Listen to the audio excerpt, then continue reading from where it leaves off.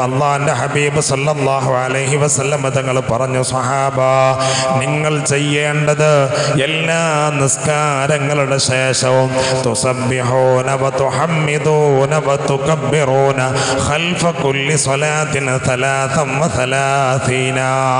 ഓരോ നിസ്കാരത്തിന്റെ ശേഷവും 33 സുബ്ഹാനല്ലാഹ് ചൊല്ലിക്കോളൂ, 33 അൽഹംദുലില്ലാഹ് പറഞ്ഞോളൂ, 33 അല്ലാഹു അക്ബർ പറഞ്ഞോളൂ എന്ന് ഹബീബായ നബി തങ്ങൾ ആ സ്വഹാബത്തിന്റെ മുന്നിൽ പഠിപ്പിച്ചു കൊടുക്കുകയാണ്.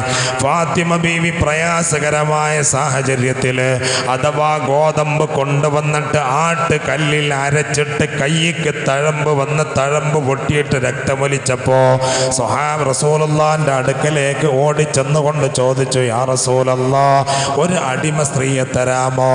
യുദ്ധം കഴിഞ്ഞ് ഗനീമത്തിലൂടെ ധാരാളമായിട്ട് അടിമ സ്ത്രീകളെ കിട്ടിയിട്ടുണ്ട്, അങ്ങയുടെ കരളിന്റെ കഷ്ണമായ പൊന്നുമോൾക്ക് ഒരു വേലക്കാരിയെ തരാമോ? ബാപ്പ കൊടുക്കുമെന്നാണ് ഫാത്തിമ വിചാരിച്ചത്. പറഞ്ഞു, ഇല്ല പൊന്നുമോളെ ഫാത്തിമ, നിനക്ക് വേലക്കാരിയെ തരാൻ സാധ്യമല്ല. കാരണം റസൂലുള്ളാഹി പറഞ്ഞത്, നീ സയ്യിദത്തു നിസാഇ അഹ്ലിൽ ജന്ന, സ്വർഗത്തിലെ സ്ത്രീകളുടെ നേതാവാണ് ഫാത്തിമ നീ. അതുകൊണ്ട് നിനക്ക് വേലക്കാരിയെ തരാൻ, നിനക്ക് സന്തോഷം തരാൻ, നിനക്ക് ദുനിയാവിൻ്റെ സുഖ സൗകര്യങ്ങളിലേക്ക് നിന്റെ ശ്രദ്ധ തിരിക്കാൻ ഞാൻ ആഗ്രഹിക്കുന്നില്ല ഫാത്തിമ.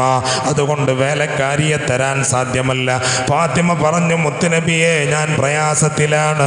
ഒരൊറ്റ വിരിപ്പിൽ ഒരൊറ്റ പുതപ്പിൻ്റെ കഷ്ണത്തിലാണ് അലിയാർ തങ്ങളും ഫാത്തിമ ബീവിയും കൂടെ കിടന്നത്. ഈ പ്രയാസങ്ങളെല്ലാം സഹിച്ചപ്പോഴും റസൂലുള്ളാഹി തങ്ങളൊരു വേലക്കാരിയെ കൊടുത്തിട്ടില്ല.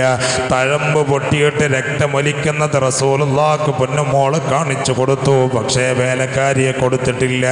ആ ഫാത്തിമ ബീവിയോട് രക്ഷപ്പെടാനുള്ള മാർഗമായിട്ട് അന്ന് അല്ലാഹുവിന്റെ ഹബീബ് പറഞ്ഞു കൊടുത്ത 2 മാർഗങ്ങളാണുള്ളത്. ഫാത്തിമയോട് പറഞ്ഞു, ഫാത്തിമ, ജീവിതത്തിലെ പ്രയാസം മാറണമെന്ന് നീ ആഗ്രഹിക്കുന്നുണ്ടോ? ജീവിതത്തിലെ പ്രതിസന്ധികൾ മാറണമെന്ന് ആഗ്രഹിക്കുന്നുണ്ടോ?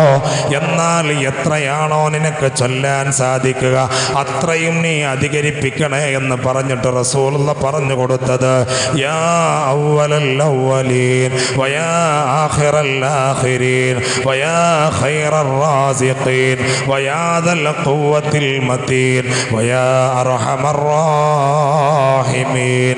ഈ ദിക്റിനെ ധാരാളമായി അധികരിപ്പിച്ചോളൂ ഫാത്തിമ. അത് കഴിഞ്ഞിട്ട് റസൂലുള്ളാഹി തങ്ങൾ പറഞ്ഞു കൊടുത്തത്, എല്ലാ നിസ്കാരങ്ങളുടെ ശേഷവും 33 സുബ്ഹാനല്ലാഹ് പറഞ്ഞോളൂ, 33 അൽഹംദുലില്ലാഹ് ചൊല്ലിക്കോളൂ, 33 അല്ലാഹു അക്ബർ ചൊല്ലിക്കോളൂ. വേറൊരു റിപ്പോർട്ടിൽ 34 അല്ലാഹു അക്ബർ എന്ന അഭിപ്രായവുമുണ്ട്. പക്ഷേ സ്വഹാബത്ത് വന്നിട്ട് റസൂലുള്ളാഹിന്റെ അടുക്കൽ ഇങ്ങനെ ചോദിച്ചപ്പോ സ്വഹാബത്തിന്റെ ഇടയിൽ തന്നെ അല്ലാഹു അക്ബർ 34 ആക്കണോ എന്ന ചർച്ച വന്നപ്പോ റസൂലുള്ളാഹി പറഞ്ഞു, നിങ്ങൾ മറ്റെല്ലാ ദിക്റുകളും 33 ചൊല്ലുന്നത് പോലെ സുബ്ഹാന